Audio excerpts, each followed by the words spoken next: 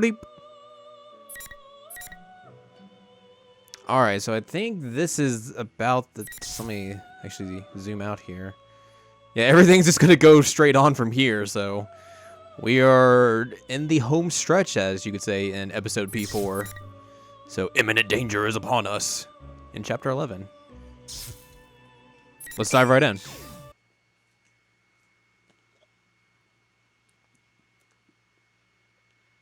Yosuke! Chie! After shielding me from the enemy's attack, Yosuke and Chie stagger a bit before crumpling. I try to prop them both up. What? What is going on here? Did he summon a persona? Such trouble you've caused. Thanks to you, I'm forced to show myself. Get it? Show myself. The calm tone brings my confused mind back to reality. The same show we just defeated is standing nonchalantly before me. Or is it really the same show? That naked hostility and horrific madness from earlier is gone. The one standing here now is utterly calm and collected, and has an intensely intimidating aura about him. Who are you? I'm Sho Minazuki. We are Sho Minazuki. I immediately recall what Sho said about that guy before. I get it now. I see. So there are two personalities within you. You have a split personality. No way! Seriously? That isn't strictly correct. I awakened within this child, and I exist to grant his wish. That's why I'm using that thing. That thing? It doesn't seem to be about Adachi-san. But it's hard to believe that what we've been through up to now was created by a human acting alone. Most likely, some otherworldly being is involved with this, just like in last year's case. This child's heart was warped due to great suffering at the hands of man. I must eradicate all that lives to win back peace for him. Impossible. He's gonna win back peace by wiping out every living thing? Minazuki is serious about this. He'd go as far as to destroy the world for Sho's sake. What good will it do to make the world that way? Humans can't live on their own. That's your perspective. He's unlike you, though, and requires help from no one. Are you that scared of a world with no allies? No, you're wrong. People grow by living together with others. That's how they're able to better themselves. As I said, that's your perspective. Sadly, you have no more friends to save you. Minazuki casts a gaze behind me, to the hallway back there. Seeing as none of them are rushing in, your other friends must have fallen somewhere along the line. I can't help my voice from trembling. It's true, there's an uneasiness somewhere in my heart. I keep wondering, why hasn't anyone come yet? And is everyone really okay? Damn it! You don't listen to that guy! Yeah, we're fine! You shouldn't try and act tough. You're on the brink of death. What use would you be? Actually, perhaps you were a hindrance to begin with. Isn't that right, Narukami? Since you seem more accomplished than them.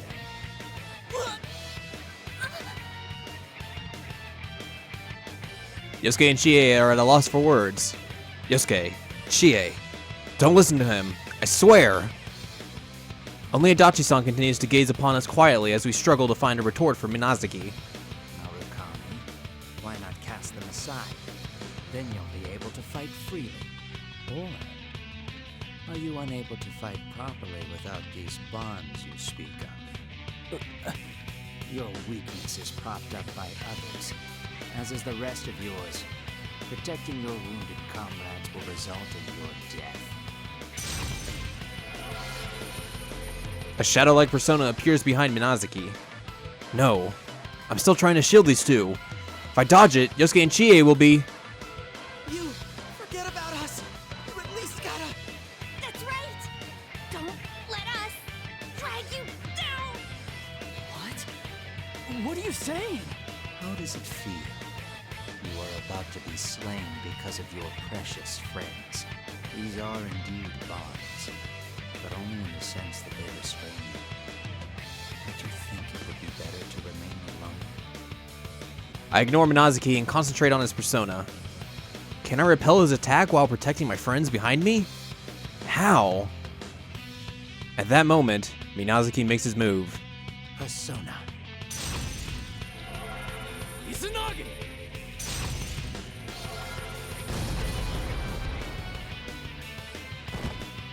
I muster all my strength and send my persona at his, but it's easily repelled and I fall to my knees from the force.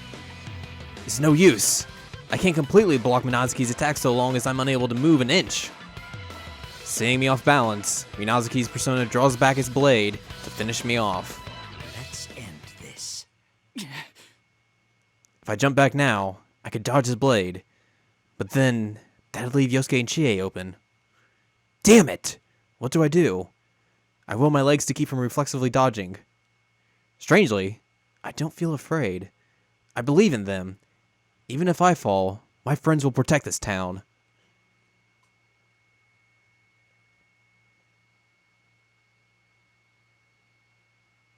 Persona! Thought we were going to do a fight there. Persona!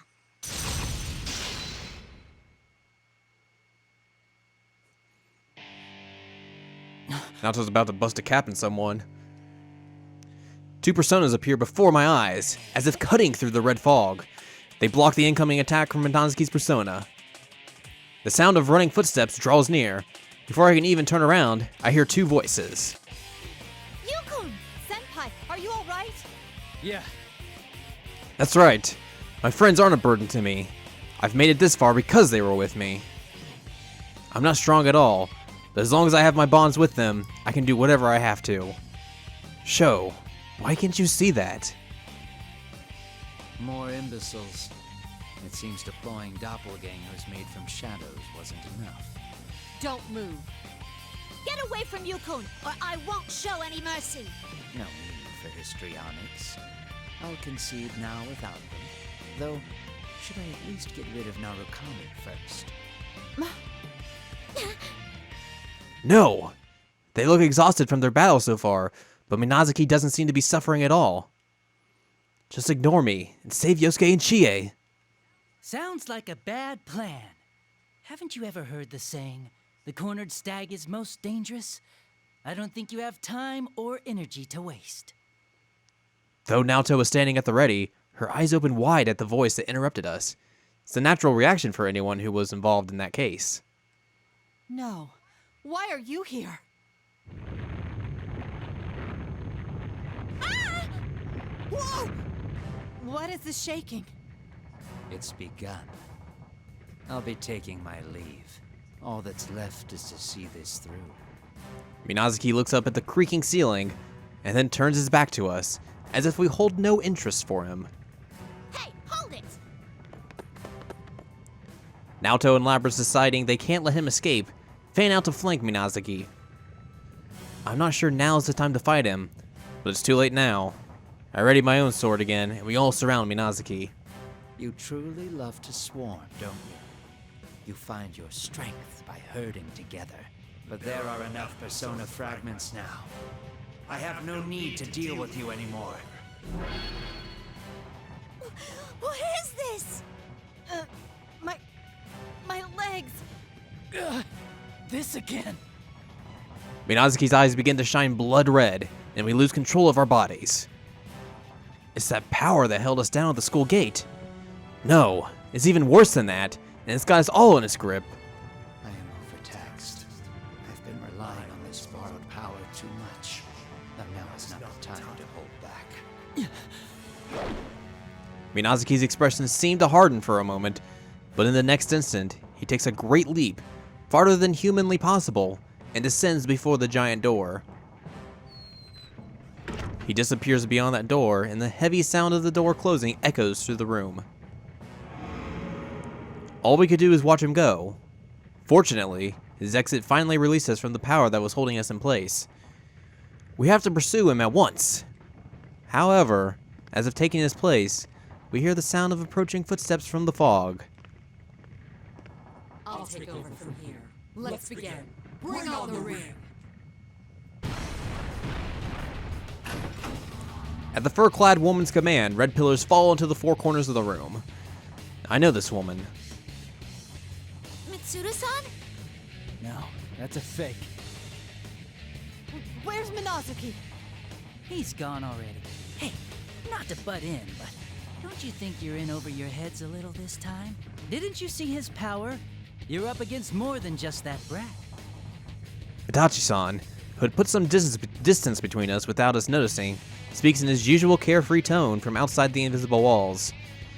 It's true that Minazuki's power isn't normal. Does that mean the show received power from something beyond human understanding, just like Adachi-san did once? I mean, don't you think it's a little late? He said he has all the persona fragments he needs. So all that's left is to summon that thing, and then jam the fragments he's gathered into. That might have hurt. What was that for? You speak too much, insult. Should I deal with you instead? Whoa, no way! Where'd you get that idea? All right then. I did try to warn you guys. Itachi-san waves to us while leaving the classroom. Before I can even consider the message he left us with, the fake Mitsuru-san points her rapier at us. Now it's time for your execution. I'll send you all to the afterlife, one after another. Now we get to fight.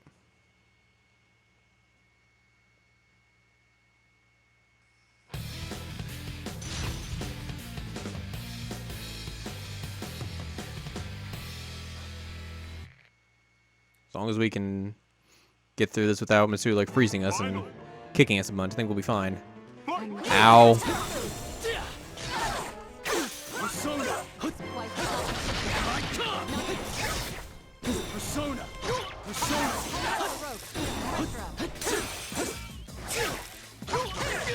Or doing that.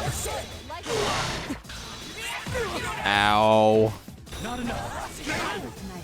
Go. Strike true.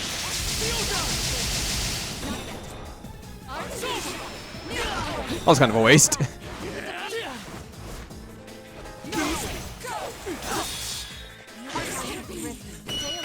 Yeah, look at that victory. It's only natural that we win.